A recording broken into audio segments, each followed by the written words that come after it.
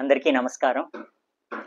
మా ఎదురింట్లో ఉండే అంకుల్ గారు, పైడయ్య గారు, శోభన్ బాబు గారికి పెద్ద వీరాభిమాని.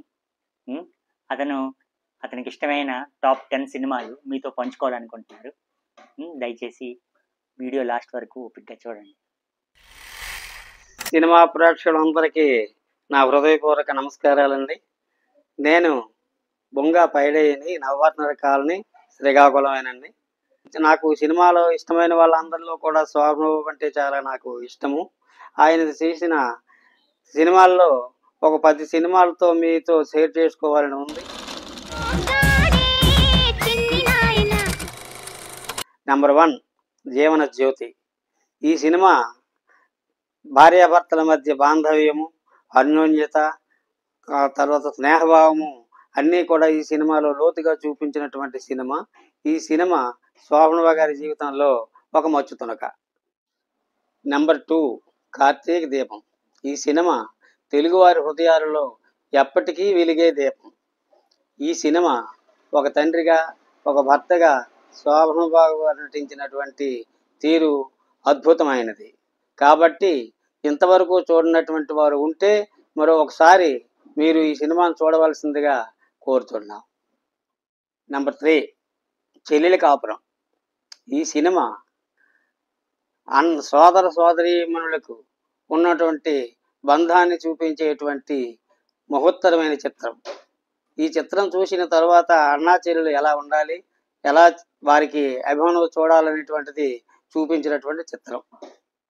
నెంబర్ 4 నా తమ్ముడు. ఈ చిత్రంలో అన్నదమ్ములు ఎలా ఉండాలి, ఎలా కలుస్తారు, ఎలాగ మళ్ళీ విడిపోతారు అనేటువంటి సందేశాన్ని చూపించేటువంటి చిత్రం. కాబట్టి అన్నదమ్ములు ఈ చిత్రాన్ని చూసి అనుబంధంగా ఉండాలని కోరుకుంటున్నాం. నెంబర్ 5 సంసారం. ఈ చిత్రం కుటుంబ విలువలపై నడిచినటువంటి చిత్రం. ఒక తండ్రిగా, భర్తగా తన కుటుంబాన్ని భుజాలపై ఎలా నడిపించాలో చూపించినటువంటి చిత్రం. నెంబర్ 6 ఆడపడుచు. ఈ చిత్రం అన్నదమ్ముల అనుబంధము, భార్యల మధ్య మనస్పర్ధలు చూపించే చిత్రం. ఇప్పుడు కూడాను ఇదే పద్ధతిలో ఏ ఇంట్లో కూడాను నడుస్తుంది. కాబట్టి ఈ చిత్రాన్ని ఒకసారి చూడండి. నెంబర్ 7 శారద. ఈ చిత్రం మానసిక సమస్యలతో భార్య ఉన్నప్పుడు భర్త ఎలా నడవాలో చూపినటువంటి చిత్రము. ఈ చిత్రంలో శోభన్ బాబు నటన అద్భుతీయం. నెంబర్ 8 సంపూర్ణ రామాయణం. ఈ చిత్రంలో శోభన్ బాబు గారు శ్రీరామునిగా చేసినటువంటి నటన చాలా అద్భుతము. ఇందులో ఎస్వి రంగారావు కూడాను రావణాసురుడిగా నటించినటువంటి నటన చాలా అద్భుతము. అది అందరికీ తెలిసిన విషయమే.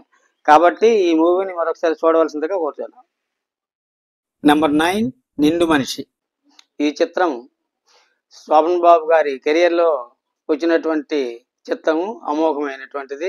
ఈ చిత్రంలో మంచి మనసుతో ఎలా ఉండాలనేటువంటి సందేశాన్ని ఇచ్చినటువంటి చిత్రము.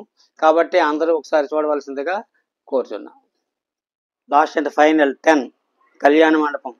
ఈ కళ్యాణ మండపం చిత్రంలో పెళ్లి సందడి, ఆర్థిక పరిస్థితులు, ఇబ్బందులు అన్నీ కూడాను, తర్వాత సంబంధాలు కూడాను చాలా చక్కగా చూపించారు. కాబట్టి ఈ మూవీని మీరు చూడండి. ఇంతవరకు మా వీడియో చూసినందుకు మీకు అందరికీ ధన్యవాదాలు. వీడియో ఓపిక్గా ఇక్కడ దాకా చూసినందుకు అందరికీ ధన్యవాదాలు. మీరు కూడా మీ ఫేవరెట్ సినిమాలు, మీ అభిప్రాయాలు ఈ కామెంట్స్లో పెట్టండి. అలాగే దయచేసి మీరు పెద్ద మనసుతో మా గుంపులో గోవిందం యూట్యూబ్ ఛానల్ని సబ్స్క్రైబ్ చేసుకోండి. Thank you.